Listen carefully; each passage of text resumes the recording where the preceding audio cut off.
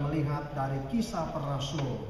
Hanya Lukas yang mencatat dengan jelas mengenai peristiwa kenaikan Tuhan Yesus, baik di dalam Injilnya, Injil Lukas, maupun di dalam Kisah Para Rasul.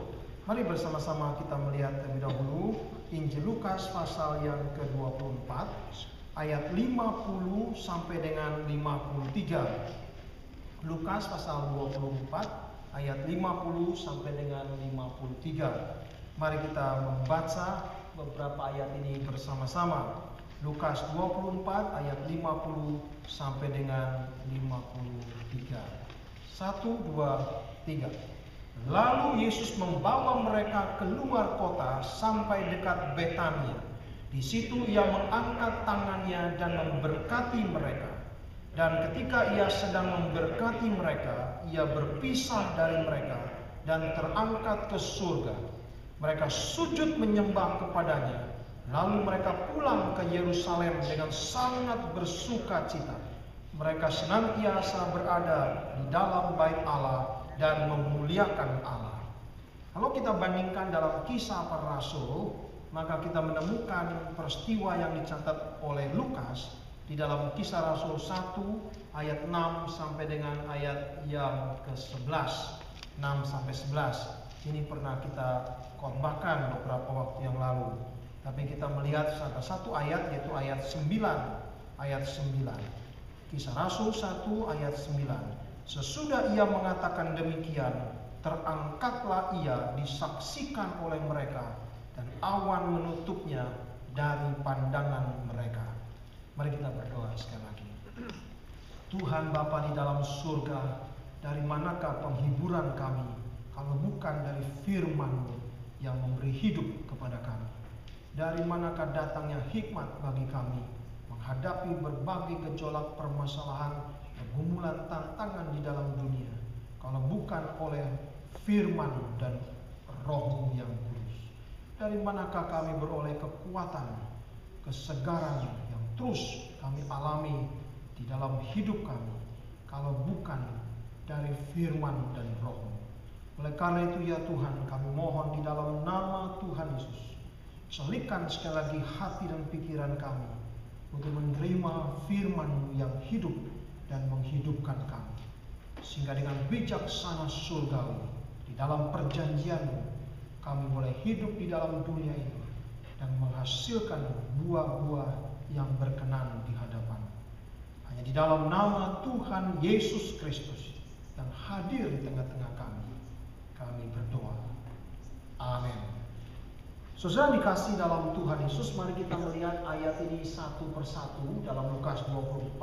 Baru kita akan melihat apa implikasinya, apa kaitannya dengan hidup kita sebagai gereja di abad 21.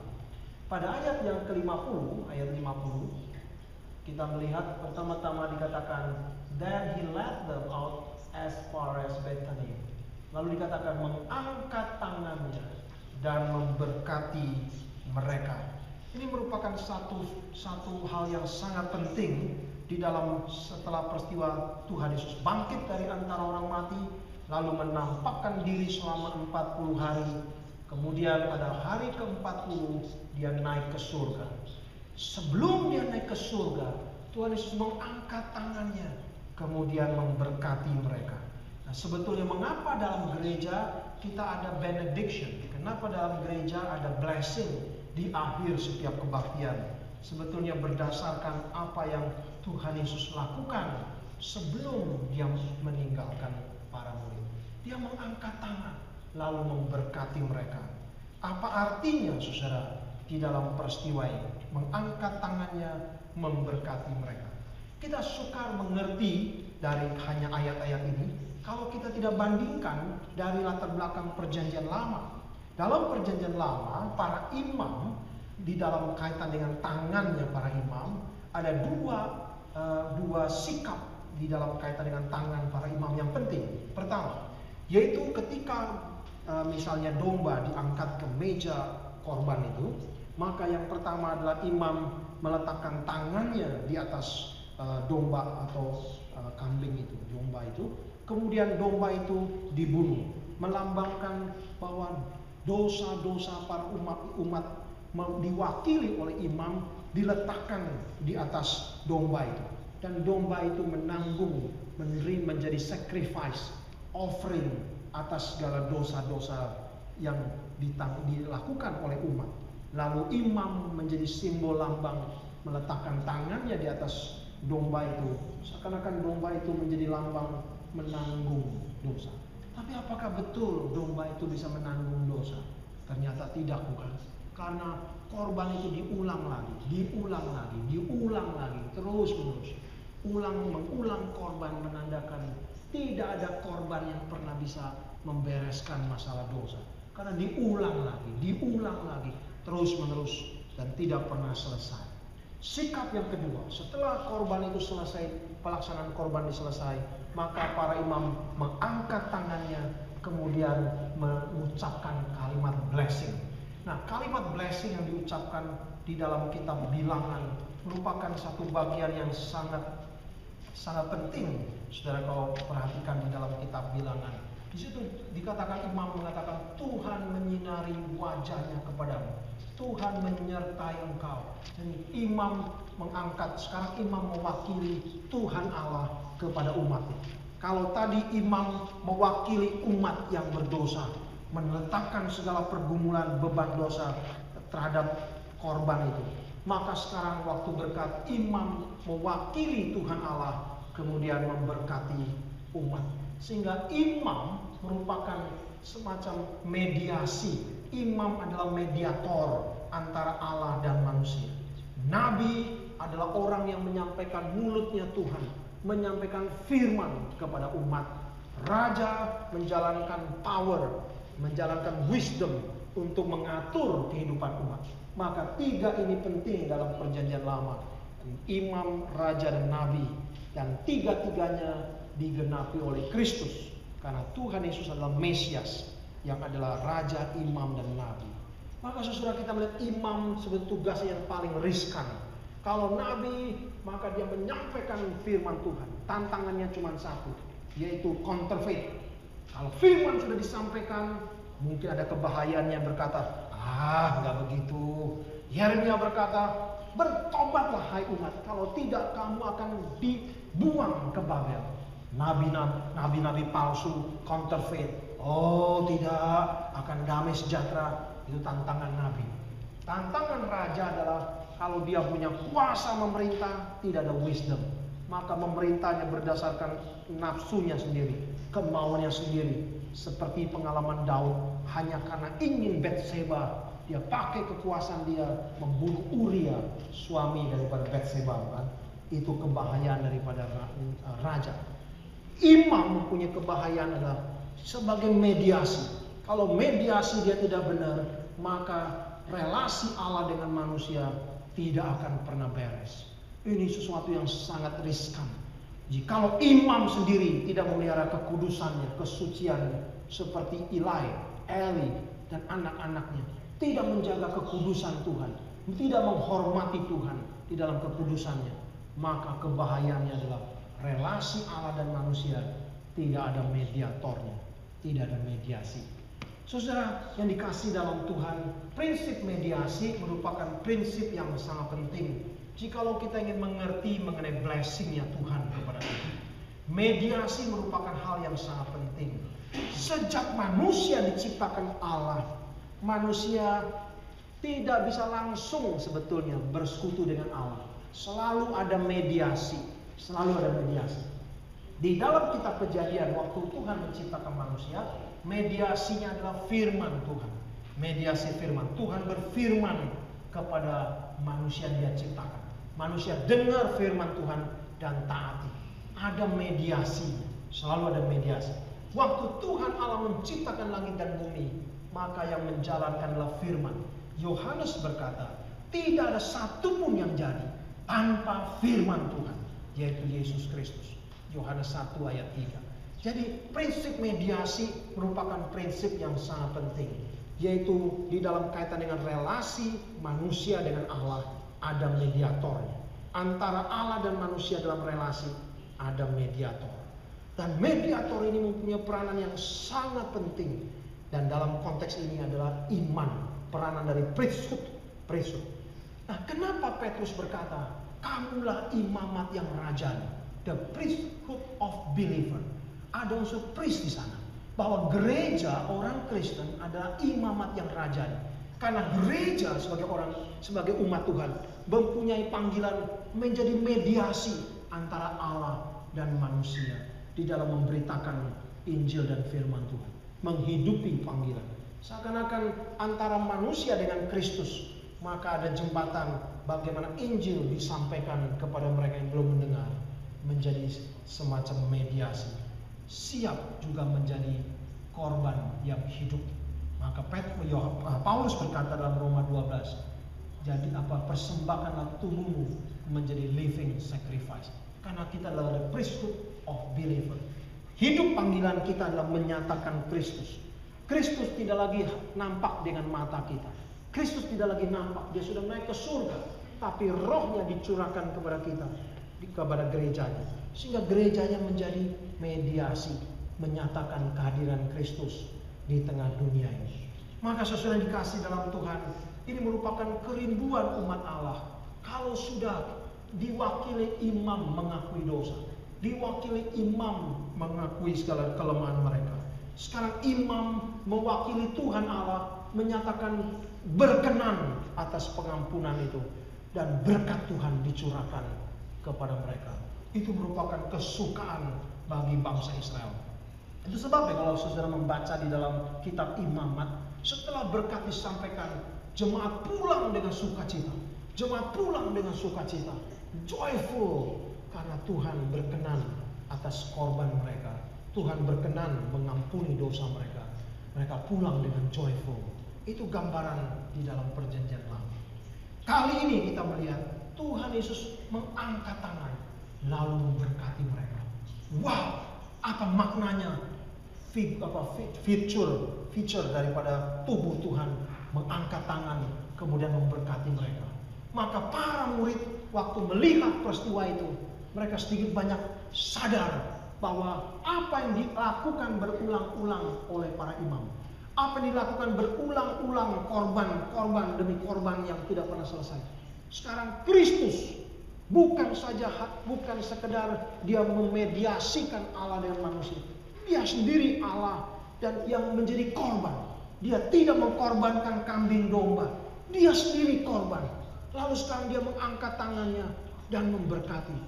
Wow, ini peristiwa yang luar biasa dahsyat ya saudara.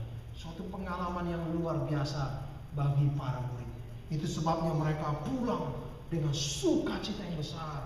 Karena Kristus menggenapi apa yang tidak pernah selesai oleh para imam. Tidak pernah selesai di dalam ritualnya Yahudi di dalam perjanjian lama. Sekarang Kristus menyelesaikan itu. Dia yang menanggung segala sesuatu dalam hidup kita. Segala beban pergumulan hidup kita. Segala kekhawatiran dan tantangan hidup kita. Bisa kita serahkan kepadanya. Dia yang menanggung semuanya. Sekarang dia mewakili Bapa memberi berkat bagi kita. Maka ini merupakan satu penggenapan yang dahsyat.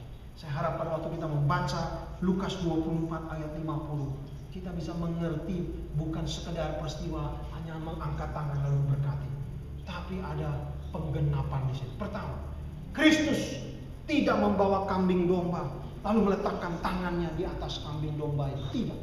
Dia sendiri menjadi korban. Dia sendiri menjadi korban. Kedua, waktu dia sekarang mewakili Allah memberikan berkat bagi umat, itu artinya seluruh hidup pengorbanan dia berikan dengan sukarela, sukacita bagi pengampunan dosa kita. Dia sendiri sekaligus menjadi korban. Dia sendiri sekaligus menjadi saluran berkat bagi kita. Dia yang mengangkat tangan kemudian memberkati umat. Ini merupakan peristiwa yang dahsyat. Dan sejak saat itu tidak ada lagi korban. Tidak lagi ada korban. Tidak lagi ada korban, saudara. Karena sudah digenapi di dalam diri Tuhan Yesus. Ini merupakan peristiwa yang sangat penting dicatat dalam Lukas 24. Tapi ada satu persoalan yang belum selesai, saudara, di dalam kaitan dengan berkat ini. Kita lihat pada ayat 51. Di situ dikatakan ini persoalan yang muncul sekarang, yang menjadi pertanyaan yang buat kita sekarang di dalam peristiwa ini. Ayat 50 sudah clear mengenai penggenapan Kristus di dalam tugas panggilan sebagai imam agung, imam besar itu. Tapi ayat 51 timbul satu pertanyaan. Pertanyaan apa, saudara? Di situ dikatakan while he bless eulogy, dari kata eulogy, eulogy. Saudara kalau ingat orang meninggal misalnya ada eulogy, itu ada sebetulnya artinya berdasar dari arti kata blessing. While he blessed them, dikatakan dia berpisah dengan mereka. Dia terangkat ke surga. Dia berpisah dari mereka lalu terangkat ke surga. Nah, ini menjadi pertanyaan yang baru muncul di dalam peristiwa ini. Harusnya kalau dalam imam mengangkat tangan memberkati mereka. Jemaat yang pergi, saudara. Jemaat yang pergi dengan sukacita itu. Tapi sekarang yang sudah angkat tangan berkati, yang memberkati pergi meninggalkan mereka. Wow, ini menimbulkan satu tanda tanya yang besar lagi. Ada apa dalam peristiwa ini? Ada apa dalam peristiwa ini? Bukan orang-orang yang diberkati itu kemudian pergi lalu meninggalkan bait Allah, kembali ke rumah mereka, hidup dalam pengampunan Tuhan, hidup dalam damai sejahtera Tuhan, dalam berkat Tuhan di dalam segala usaha mereka. Tapi kali ini Tuhan Yesus yang memberkati, dia pergi terangkat ke surga. Lalu para murid bagaimana sekarang? Saudara, ini menjadi satu dilema yang baru yang muncul di sini. Saudara dikasih dalam Tuhan, itu sebabnya kita perlu melihat peristiwa ini menjadi satu rangkaian di dalam semua apa yang Tuhan Yesus genapi. Karena kita melihat di dalam rangkaiannya adalah rangkaian antara Tuhan Yesus dengan Roh Kudus. Ini merupakan perpaduan yang unik di sini. Perpaduan yang unik. Di satu pihak Tuhan Yesus berkata, lebih baik aku pergi meninggalkan engkau. Dengan demikian maka Roh Kudus akan datang kepadamu. Parakletos, penghibur itu akan datang kepadamu. Lebih baik aku pergi meninggalkan engkau, menyediakan rumah di rumah Bapakku. Ada lebih baik aku pergi supaya Roh itu datang kepadamu. Di dalam Injil Yohanes, Tuhan Yesus katakan beberapa kalimat itu. Maka kita melihat rangkaiannya adalah kenaikan Tuhan Yesus tidak bisa dipisahkan dengan hari Pentakosta. Hari Pentakosta tidak bisa dipisahkan dari kenaikan Tuhan Yesus. Kenaikan Tuhan Yesus tidak bisa dipisahkan dari kebangkitan Tuhan Yesus. Kebangkitan Tuhan Yesus tidak bisa dipisahkan dari kematian. Kematian tidak bisa dipisahkan dari kerelaannya dia datang ke dalam dunia ini. Ini satu rangkaian, menjadi satu rangkaian yang sangat penting di dalam kaitan dengan keselamatan kita. Maka kenaikan Tuhan Yesus tidak bisa dipisahkan dari pencurahan Roh Kudus. Pencurahan Roh Kudus. Dalam Injil Yohanes 16 Tuhan Yesus berkata, kalau aku pergi maka Roh itu akan datang. Dan tapi ada satu kalimat lagi, tetapi kami, yaitu Tuhan Yesus dan Bapa, akan juga tinggal bersama kamu. Wow, sesuatu yang saudara tidak mudah kalau kita baca dalam pengalaman rohani kita yang begitu melimpah di dalam kebangkitan, kenaikan dan kedatangan Roh Kudus. Maka kita sekarang melihat rangkaiannya, saudara. Di dalam peristiwa kenaikan, Tuhan Yesus pertama menjadi imam yang menggenapi korban, menggenapi keselamatan, lalu sekarang mewakili Allah memberkati umat. Sekarang sudah genap, keselamatan bagimu sudah genap, pengampunan sudah diberikan. Hiduplah dalam damai sejahtera Tuhan, hiduplah dalam berkat Tuhan. Jelas, sudah clear. Tapi sekarang yang masih dilanjutkan adalah lalu dia naik ke surga, dia berpisah dari mereka. Nah, ini satu pertanyaan yang lebih lanjut lagi sebagai gereja, kehidupan rohani. Kehidupan rohani kita tidak berhenti hanya sekedar thank you Lord, you die for me, you die for me, you forgive my sin, you give me peace, damai sejahtera yang tidak berasal dari dunia. Tapi tidak berhenti sampai situ, tidak selesai sampai situ. Karena ayat yang berikut dikatakan sudah dia berkati, dia pisah dari mereka. Lalu apa yang terjadi setelah dia pergi meninggalkan kita? Maka Roh Kudus akan dicurahkan pada hari Pentakosta, hari yang ke-50. Roh Kudus dicurahkan. Sehingga kita melihat sekarang dua rangkaian ini tidak bisa kita pisahkan, saudara. Nah, Waktu Roh Kudus dicurahkan, lalu bagaimana kehadiran Tuhan kita alami sekarang? Dia tidak lagi hadir bersama kita dengan tubuh, tapi rohnya ada bersama dengan kita. Roh Kudus ada bersama kita. Roh Kristus bersama dengan Kristus. Nah, ini menjadi satu pertanyaan, apa hubungannya antara Roh Kudus dengan Roh Kristus? Apakah sama atau bagaimana pengalamannya di dalam kehidupan kita dengan peristiwa Pentakosta? Saudara, mari kita membaca satu ayat yang penting di dalam Alkitab, 1 Korintus 15. Mari kita lihat, ini merupakan jawaban di dalam rangkaian pertanyaan kita ini. 1 Korintus 15 ayat yang ke-45 dan ayat 45. Kita melihat satu ayat yang sangat penting dijelaskan oleh Rasul Paulus berkenaan dengan hal ini. Mari kita membaca bersama-sama 1 Korintus 15 ayat yang ke-45. 1, 2, 3. Seperti ada tertulis, manusia pertama Adam menjadi makhluk yang hidup, tetapi Adam yang terakhir menjadi roh yang menghidupkan. Adam disebut sebagai the living nefesh. Kejadian pasal 2 ayat yang ke-7, living nefesh. Living nefesh. Di satu pihak Adam mempunyai tubuh dari debu yang diciptakan oleh Tuhan, dan Tuhan menghembuskan nafas ke hidungnya. Tapi tidak dikatakan Adam menjadi tanah yang hidup, debu yang hidup. Tidak. Tapi dikatakan menjadi living nefesh. Soul, nefesh diterjemahkan dengan soul. Living soul. Ini sesuatu yang sangat unik. Manusia menjadi makhluk hidup. Tetapi kata Paulus, Adam yang akhir, yaitu Kristus, menjadi roh yang menghidupkan. Roh yang menghidupkan. Di dalam terjemahan lebih tepat dalam bahasa Inggris, a living, giving spirit. Roh yang menghidupkan, roh yang memberi kehidupan, roh yang memberi kehidupan. A living, giving spirit. Ada gift di sana, di dalam kata itu. Terus ada satu yang menarik, Kristus yang bangkit menjadi roh yang memberi hidup kepada kita. Maka pekerjaan Roh Kristus dan Roh Kudus menjadi berpadu di dalam peristiwa Pentakosta. Di dalam peristiwa Pentakosta, tinggal bersama dengan kita. Wow, berapa besarnya berkat Tuhan. Berkat daripada imam hanya berkat dari Allah, dengan mengatakan dosamu sudah diampuni. Hiduplah dengan damai sejahtera. Hiduplah dalam penyertaan Tuhan. Karena apa? Karena dosamu sudah diampuni. Engkau sudah diperdamaikan kembali dengan Allah. Itu merupakan berkat imam. That's all, sampai di situ. Tapi Kristus bukan sekedar hanya imam yang sekedar mewakili umat dan mewakili Allah. Dia sendiri tidak bisa berbuat banyak. Tapi Yesus Kristus adalah imam besar yang juga menyerahkan tubuhnya menjadi korban. Dia tidak mengambil korban yang lain. Dia tidak mengambil kambing dan domba, tapi dirinya menjadi korban. Maka waktu dia memberkati muridnya, berkatnya lebih dari sekedar imam yang berkata dosamu diampuni, pulanglah dengan damai sejahtera.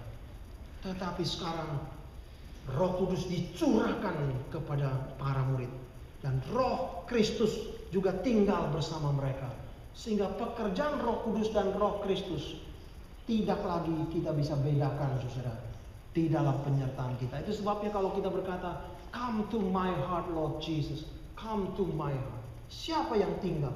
Roh Kristus di dalam kita. Sekaligus juga Roh Kudus. Karena kita sudah tidak lagi bisa membedakan peranan daripada Roh Kudus dan Roh Kristus bersama kita. Sejak dia sudah bangkit dan naik ke surga. Sejak peristiwa Pentakosta sudah digenapi. Luar biasa. Berkat Tuhan Yesus bukan lagi hanya berkat imam yang memberikan damai sejahtera, memproklamasikan dosa diampuni, kelegaan dari Tuhan diberikan. Tapi sekarang rohnya tinggal bersama kita. Rohnya tinggal bersama kita, memenuhi kita. Ini merupakan berkat yang luar biasa. Berkat yang luar biasa.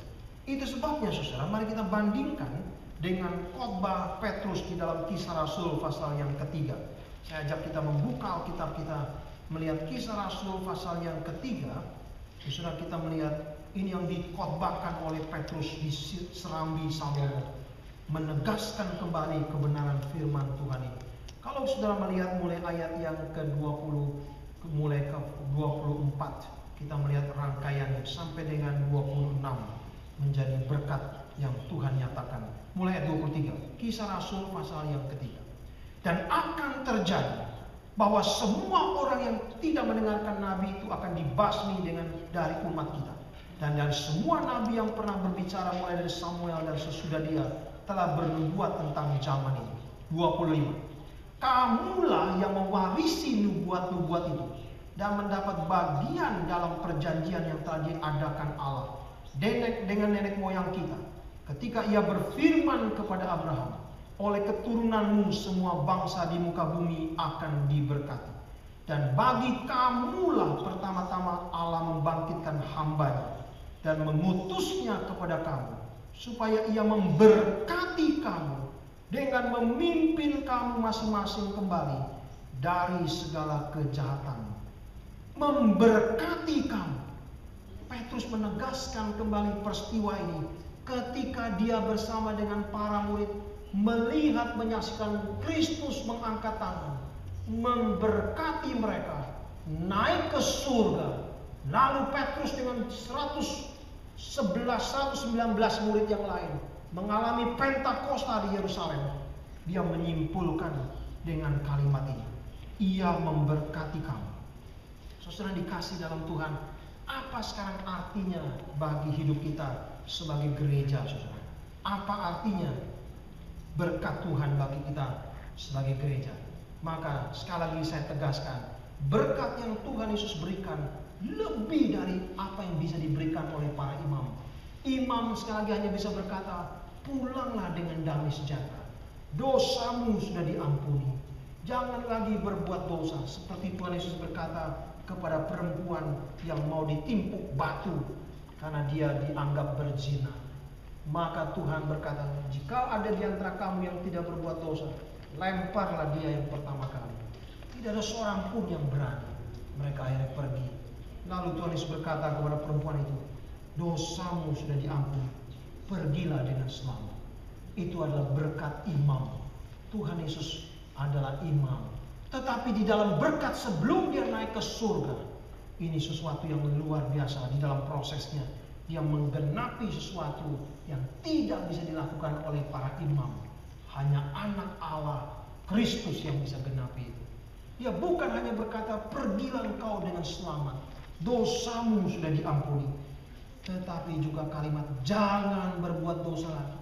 Mengapa kalimat itu bisa muncul? Jangan berbuat dosa lagi. Imam tidak bisa berkata seperti itu. Saudara, kalau baca dalam perjanjian lama, tidak bisa imam berkata kalimat yang terakhir, jangan berbuat dosa lagi. Paling-paling tunggu nanti hari pengorbanan lagi, kamu balik lagi lapor dosamu, kita korbankan lagi kambing, pengampunan lagi diberikan, lalu pulang dengan berkat Tuhan, dosamu diampuni. Tapi tidak bisa berkata jangan berbuat dosa lagi, karena nanti ya balik lagi, bukan? Jangan lupa nanti balik lagi, akan akui lagi dosa, akan terus begitu. Tapi waktu kalimat Tuhan Yesus berkata jangan berbuat dosa lagi, wow, dari mana bisa, mana mungkin kemungkinan itu terjadi? Sekarang kau sudah mengampuni dosaku, puji Tuhan, tapi jangan berbuat dosa lagi. Who are you? Who say like that? Jangan berbuat dosa lagi. Dan ini digenapi dalam peristiwa kenaikan Tuhan Yesus. Karena Roh Kudus sekarang dicurahkan. Roh Kudus dicurahkan bagi kita. Sehingga ada kalimat jangan berbuat dosa lagi. Ada kemungkinan itu. Ada kemungkinan itu, saudara. Ini sesuatu janji yang luar biasa. Berikutnya, Petrus menjelaskan lebih lanjut di dalam pasal 3 yang kita baca tadi. Petrus berani berkata satu kalimat, kamulah. Dia berbicara kepada orang-orang yang mendengar khotbah dia setelah hari Pentakosta, setelah Roh Kudus dicurahkan. Kamulah yang mewarisi nubuat-nubuat itu, mendapat bagian dalam perjanjian yang diadakan Allah dan nenek moyang kita kepada Abraham.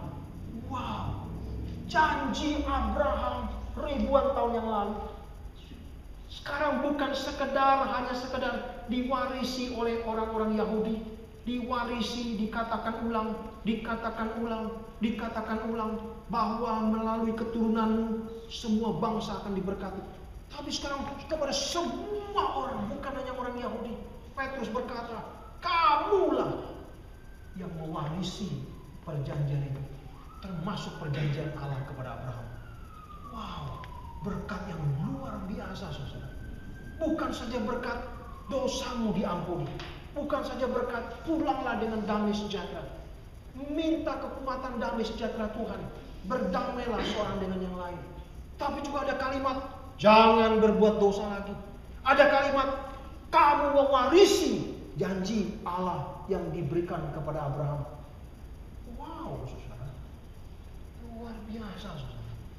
Berapa besarnya kasih karunia Tuhan kepada kita sebagai gereja sejak peristiwa kenaikan Dia ke surga. Kita baca lagi Roma pasal 4, saudara. Roma pasal 4 ini satu rangkaian yang penting kalau kita membaca. Saudara, kalau sudah membaca Alkitab seringkali kita begini, kalau kita lagi susah bacanya Ayub, kita terhibur. Ada juga orang yang lebih susah dari kita. Stop sampai situ, saudara. Sayang. Kita lagi hidup muter-muter, kerja ini bingung, kerja itu bingung, kerja ini serba salah. Kita ingat, oh samalah kita seperti Israel. Dulu Israel 40 tahun muter-muter, betul. Puji Tuhan kita cuma 4 hari. Ya. Puji Tuhan sudah lebih baik kan daripada 40 tahun. Kita hanya linknya seperti itu, saudara. Mirip seperti kita baca buku novel, lalu sedih sama-sama sedih, nangis sama nangis. Lalu that's all, berhenti. Di mana pekerjaan Roh Kudus? Di mana kerangkaian pekerjaan Tuhan kita alami? Kita tidak sadari itu. Kita hanya lebih melihat rangkaiannya seperti, oh syukur ada orang yang sama susah dengan saya. Ada sama orang yang, kalau kita lagi senang sih kita nggak senang lihat orang sama senangnya dengan kita, bukan? Kalau kita lagi susah, senang juga ketemu orang yang lagi susah menghibur kita. That's all. Apakah sama berhenti sampai situ? Tidak. Tuhan melalui Roh Kudus, melalui kenaikan Tuhan Yesus ke surga, real janji Allah kepada Abraham sekarang kita warisi, saudara. Kita bisa warisi. Mari kita lihat Roma 4, saudara. Roma pasal yang keempat ayat yang ke-13. Mari kita membaca bersama-sama ayat ini, saudara. Bagaimana Rasul Paulus menjelaskan janji Tuhan kepada Abraham berkenaan dengan gereja. 1, 2, 3. Sebab bukan karena hukum Taurat telah diberikan janji kepada Abraham dan keturunannya bahwa ia akan memiliki dunia, tapi karena kebenaran berdasarkan iman. Barang siapa yang hidup dengan iman adalah anak Abraham. Dan barang siapa anak Abraham, dia mewarisi janji Allah kepada Abraham. Dan saudara lihat, apa perbedaan janji Tuhan kepada Abraham dengan apa yang dikatakan pasal 4 ayat 13. Tuhan berfirman, melalui keturunanmu semua bangsa diberkati. Pandanglah tempat-tempat ini, kamu akan mewarisi. Warisi cuma dari wilayah Israel sekarang, saudara.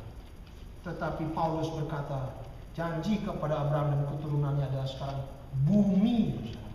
Dunia, bukan hanya tanah sejauh sejengkal Israel sekarang, sejengkal daerah Palestina, tapi dunia.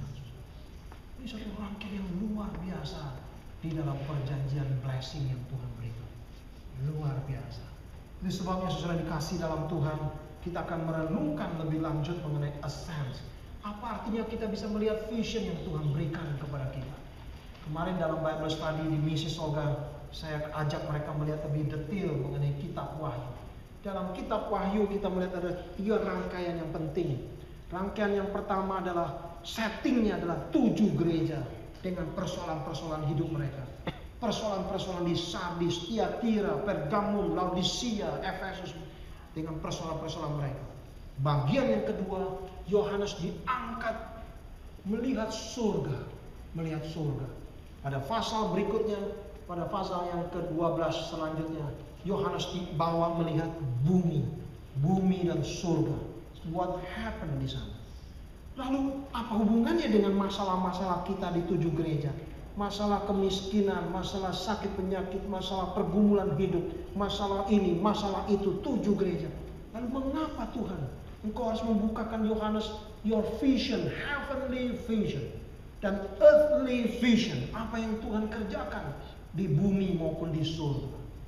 Karena itulah sebetulnya letaknya gereja hadir di dalam dunia ini. Gereja hadir bukan sekadar bergumul dengan urusannya sendiri. Gereja seharusnya hadir mengerti apa yang Tuhan percayakan kepada gereja. Apa yang seharusnya gereja kerjakan. Apa yang seharusnya visi yang gereja miliki. Melihat apa yang Tuhan kerjakan di surga. Dan apa yang Tuhan kerjakan di bumi. Kita baru bisa berperanan di dalam berkat Tuhan. Kadang-kadang kita hanya melihat berkat Tuhan kalau hidup kita lancar. Kita itu sebabnya kita menjadi marah kalau hidup kita seakan-akan ini sulit, itu sulit rangkaiannya. Seakan-akan seperti orang jatuh ketimpa tangga, kejepit pintu. Susah benar hidup bukan? Kita melihat rangkaian demi rangkaian seperti itu. Kita tidak mampu lagi melihat apa yang sedang Tuhan kerjakan dalam hidup kita. Akhirnya kita cuma jatuh ke arah kode di kode. Kode di kode arti begini. Saudara, kalau misalnya satu hari mengalami misalnya kepleset, ada kulit pisang saudara jatuh. Saudara pengen ngerti, Tuhan apa sih artinya jatuh kulit pisang hari ini? Nah itu namanya kode di kode. Saudara cuma mau lihat, kalau nggak ada artinya, ya Tuhan masa dijatuhin, tadi saya jatuh, mendingan kakak jatuh atau kakak ada artinya, kenapa saya jatuh, apalagi sakit tadi jatuh. Betul. Jadi kita selalu ingin melihat sesuatu, ada sesuatu, ada sesuatu. Kalau sesuatu kayak seakan-akan nggak ada sesuatu, kita rasa, wah untuk apa semuanya? Kita kehilangan rangkaian kekayaan pekerjaan Tuhan dalam hidup kita yang menenun, merangkai. Saudara ingat tema craftsmanship. Tangan Tuhan menenun hidup kita satu demi satu. Tugas panggilan kita adalah fokus yang apa yang Tuhan percayakan kepada kita. Jangan kehilangan arah itu. Abraham dipanggil akan menjadi bangsa yang besar. Dia fokus harusnya ke sana. Pegang janji Tuhan. Tapi dia gampang kepleset. Urusan urusan Hagar, urusan ini, urusan itu. Terlalu banyak urusan yang lain. Sehingga tidak lagi terangkai seluruh rangkaian hidup dia di dalam tenunan tangan Tuhan. Kita hanya melihat fragmen hidup kita. Fragmen hidup kita. Fragmen hidup kita. Too much question. Kita tidak lagi mampu melihat tangan Tuhan seperti sedang menenun, menjalin satu demi satu rangkaian hidup kita. Sejak Tuhan Yesus naik ke surga, Roh Kudus dicurahkan atas kita. Hidup kita bukan lagi dalam fragmen, tapi dalam satu rangkaian dari apa yang sudah Tuhan mulai dari Abraham, bahkan jauh sebelum itu di dalam penciptaan, merangkai terus sampai dia datang kembali. Itu sebabnya saudara dikasih dalam Tuhan Yesus. Berkat Tuhan tidak bisa kita hanya pandang, melihat satu demi satu rangkaian. Hampir 2 minggu yang lalu, anak saya Paul kena second degree burn waktu dia di lab. Mungkin ada something apa, saya tidak terlalu jelaskan semua, kakak ngerti bahan-bahan kimia, saya nggak terlalu interest itu. Lalu saya latih dia coba berpikir, bergumul dengan Tuhan dengan cara yang benar. Tidak bisa sekedar hanya tanya, Tuhan apa sih maknanya saya kebakar? Mendingan jangan dong. Semua juga ngobrol juga jangan, betul gak?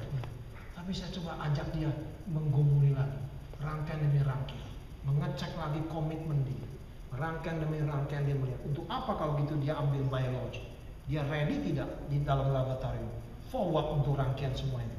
Bagaimana you menghandle ciptaan Tuhan? Wow, Tuhan membukakan lebih banyak hal, saudara. Lebih banyak hal yang indah daripada sekedar tanya, Tuhan apa sih maksudnya burning? Kalau orang dunia sudah langsung tahu jawaban. Ya karena kamu salah kerjakan, betul kan? Ya, atau kamu ada kecelakaan, ya sudah selesai. Maka saudara, kalau sudah melihat di dalam dunia ini ada dua cara pandang yang sangat kontras. Cara pandang yang Alkitab, kita boleh bilang diwakili dalam zaman modern, saudara. Diwakili oleh Calvin. Calvin dari sejak awal berkata, manusia tidak bisa dipahami tanpa pencipta. Dan kita tidak bisa melepaskan diri dari sang pencipta. Apakah dalam ketaatan, apa dalam ketidaktaatan. Manusia tidak pernah bisa dipisahkan dari pencipta. Apakah dalam berkat Tuhan, apa dalam murka Tuhan. Manusia tidak pernah bisa lepas dari penciptaan. Tapi berapa waktu kemudian setelah Calvin mati di abad 16, berapa saat kemudian di abad 16 juga muncul seorang Prancis yang lain yang bernama René Descartes. Descartes berkata tidak, manusia hanya sendirian, satu substance saja. Manusia hanya sendirian, tidak perlu dipikirkan dengan hal-hal yang lain. Manusia hanya substance, terdiri cuma dari daging, darah, ya inilah manusia. Maka Descartes berkata, I think, therefore I am. I, yang penting I. If I think, therefore I am. Ya I am, sudah. Yang penting I think, tidak ada urusan yang lain. Sehingga mulai sekarang saudara, sejak Descartes, kalau saudara pergi ke bank, saudara ditanyanya apa? Untuk identifikasi saudara. What's your name? Betul. Nama saudara, tanggal lahir, gitu. Kemudian nomor account saudara, selesai. Karena saudara hanya saudara. Tidak pernah dia tanya, bagaimana ya hubungan you dengan suamimu ya? Kalau baik saya keluarin duit, kalau kurang baik saya nggak keluarin. Nggak ada seperti rumit amat kan. Ya, dia tidak peduli. You mau kaitan dengan bagaimana, you relasi dengan apa? Yang penting nama you jelas, tanggal lahir clear, identitas clear, sudah selesai. Lama-lama nanti pakai mata, kling. Jadi lebih bersifat substan diri lagi, pakai tandai. Jadi lepas daripada rangkaian yang lain. Baru sekarang dunia barat mulai kacau. Oh ternyata tidak bisa. Maka kalau tidak salah Kanada akan mempopulerkan saudara yang punya visa untuk hal-hal yang tertentu harus punya semacam identifikasi elektronik lagi. Itu sedikit banyak saudara akan dipelajari networking sehingga boleh masuk Kanada apa tidak. Orang barat sekarang mulai sadar. Kembali lagi kepada pikiran Calvin saudara. Man, human in relation. Tapi dalam dunia modern seakan-akan kalau identifikasi saja sudah beres. Seakan-akan sudah selesai urusan. Tidak saudara. Tidak. Itu sebabnya kita sebagai gereja, sebagai hidup kita pribadi, kita menguji diri kita apakah hanya berdasarkan identifikasi diri saya sendiri. Berapa account yang saya miliki? Berapa jaminan hari depan yang saya ada? Apa nama saya? Bagaimana kondisi penilaian bank kepada saya? Apakah selesai hidupannya seperti itu? Tidak. Kita mempunyai panggilan vision, heavenly vision, earthly vision, berbagian di dalam rencana Allah yang besar. Oleh karena itu, apapun yang kita hadapi tidak akan menggentarkan kita, karena kita hidup di dalam tangan Dia, di dalam kasih karunia Tuhan, di dalam kasih karunia Tuhan. Maka saya melihat sekarang pandangan filsafat mulai bergeser kembali dari pikiran Descartes. Mereka mulai bergeser dan tidak bisa, manusia tidak bisa dipahami hanya sebagai satu substance. Dia ada rangkaian, dan nilai seseorang tidak bisa dilepaskan dari rangkaian. Maka sekarang pendulum sudah mulai bergerak bergeser lagi. Tapi Alkitab dari awal menjelaskan panggilan gereja. Gereja ada urusannya sebagai gereja? Ada. Gereja memang ada urusannya sebagai gereja? Ada. Apa urusan gereja? Gimana alamatnya? Apakah konstitusional apa tidak? Ada building apa tidak? Berapa jemaat anggota? Itu urusan gereja. Tapi jikalau gerejanya berhenti sampai di situ urusannya, untuk apa gereja hadir? Kecuali gereja berdiri. Apa relasinya dengan Allah pencipta langit dan bumi? Apa relasinya dengan Kristus yang memberkati dan menebus dosa manusia? Apa kaitan dengan vision daripada seluruh alam semesta ini? Gereja baru berperanan dengan tepat di dalam berkat Tuhan. Sebabnya saudara dikasih dalam Tuhan, mari kita melihat hidup kita tidak secara fragmen. Mari melihat satu rangkaian tenunan Tuhan di dalam hidup kita. Dia yang berkata, pulanglah dengan sejahtera, dosamu diampuni. Tapi lanjutan kalimatnya, jangan berbuat dosa lagi. Kita ada kekuatan yang baru, mulai yang baru, ada harapan yang baru, ada kuasa kebangkitan Kristus dalam hidup kita, ada pimpinan Roh Kudus dalam hidup kita. Dan ada kalimat yang ketiga, engkau mewarisi segala perjanjian Allah dari Abraham. Bukan sekedar engkau terhibur melihat hidup Abraham, bukan sekedar kita terhibur melihat hidup dari orang-orang dalam perjanjian lama, tapi janji Tuhan kepada mereka berlaku juga kepada kita. Berkatnya juga berlaku kepada kita. sampai kita bertemu dengan Tuhan. Itulah blessing di dalam kaitan dengan ascension. Mari kita tundukkan kepala, kita masuk di dalam doa.